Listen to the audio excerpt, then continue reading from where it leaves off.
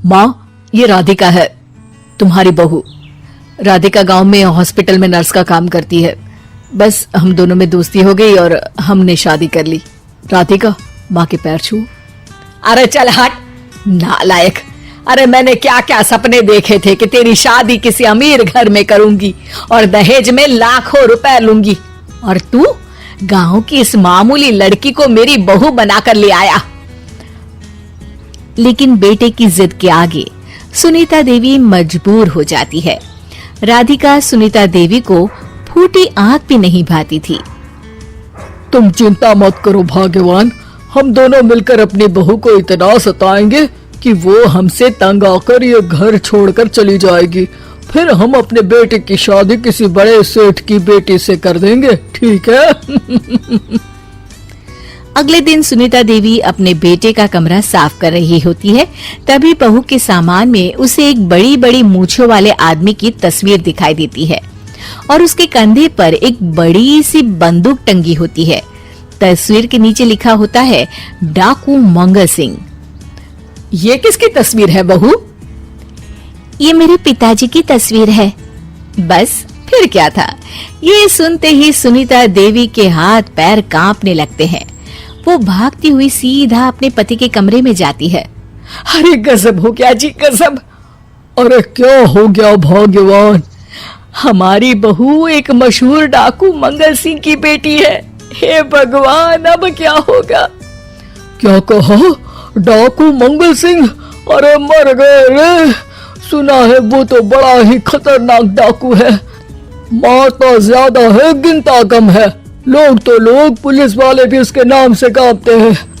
अरे सुना है वो तो हर हफ्ते 2-4 लोगों का ऊपर का टिकट कटवा ही देता है। हे भगवान, अब हम क्या करेंगे? ये हमारे नालायक बेटे ने कैसी मुसीबत हमारे गले बांध दी।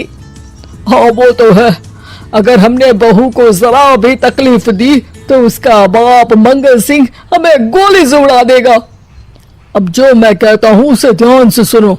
तुम बहू से बिल्कुल घर के काम मत करवाना और ध्यान रहे उसे किसी प्रकार की तकलीफ नहीं होनी चाहिए, समझ गई ना? और ऐसा ही होता है। अगले दिन सुनीता देवी रसोई में खाना बना रही होती है कि तभी, ये क्या माँ जी, मेरे रहते आप खाना बना रही हैं? चलिए हटिए, मैं खाना बना देती हूँ। अरे नहीं नहीं बहू, तू यहाँ क्यों आ गई? जा तू अपने कमरे में जाकर आराम कर, मैं खाना बना लूंगी। सुनीता देवी जिद करके राधिका को भेज देती है। फिर एक दिन, अरे फर्श पर कितनी धूल जमी है, माँ जी देखेंगी तो नाराज हो जाएंगी, मैं अभी यहाँ पोछा लगा देती हूँ। राधिका जैसे ही पोछा लगाने लगती है कि तभी उसके ससुर की नजर उस पर पड़ती है। बंसीलाल भागता हुआ वहाँ आता है। अरे नहीं नहीं बहू, तुम ये क्या गजब कर रही हो? बहू तो बेटी समान होती है और हम ना अपनी बेटियों से काम नहीं करवाते। तुम आराम से बैठकर YouTube पर किड लॉजिक चैनल की सास बहू की कहानियां देखो। वो लोग ना बहुत अच्छी अच्छी कहानियां बनाते हैं। सच? आप देखते हैं? अरे मैं तो रोज देखता हूँ। शहर की बहू तो मेरी फेवरेट कहानी है। हाँ, ये कहकर बंसीलाल पोछा लगाने लगता है। इस तरह राधिका के सास ससुर सारा दिन उसकी खुशामद में लगे रहते हैं और उसे किसी महारानी की तरह रखते थे। कैसा लगा बहू? पिज्जा टेस्टी तो है ना? अच्छा, मीठे में क्या खाओगी बोलो तो? माँ जी, मुझे तो काजू कतली बहुत पसंद है और उसके बाद एक गिलास लस्सी मिल जाए तो मजा आ जाएगा। ये सुनते ही सुनीता देवी अपने पति को कोहनी मारते हुए कहती है, अरे सुना नहीं, बहू क्या मांग रही है? जल्दी से भागकर बाजार जाइए और सब खरीद कर ले आइए। हाँ हाँ भाग्यवान, अभी जाता हूँ।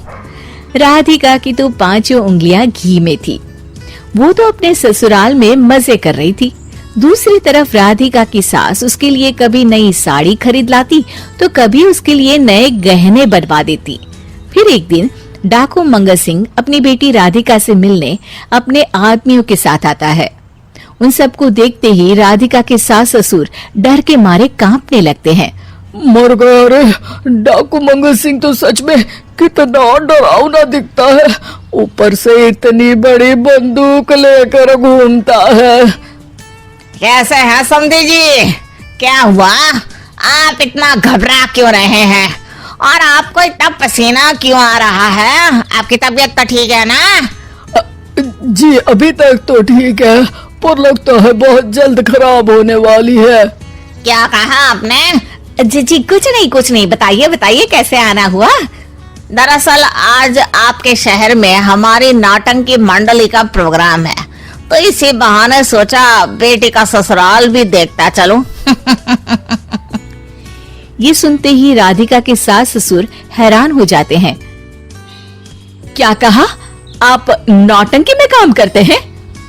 हाँ माँ जी, पिताजी डाकू की एक्टिंग बहुत अच्छी करते हैं, उन्हें तो कई अवार्ड भी मिल चुके हैं। और ये बंदूक, ये तो असली लगती है। तभी राधिका के पिताजी अपनी नकली मूंछ निकालते हुए कहते हैं, इस मूंछ की तरह यह बंदूक भी नकली है। ये तो छर्रे वाली बंदूक है, इससे तो मैंने आज तक चिड़िया भी नहीं मारी। और खोदा पहाड़ निकला चूहा, इसका बाप तो मामूली नौटंकी वाला निकला, और हम इससे डर कर बहू की नौकरों की तरह सेवा कर रहे थे।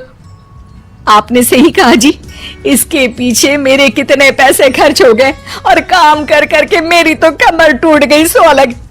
अरे बहू, तूने अपने पिताजी के बारे में हमें पहले क्यों नहीं बताया? राधिका मुस्कुराते हुए कहती है, आपने तो कभी पूछा ही नहीं ना माँ जी।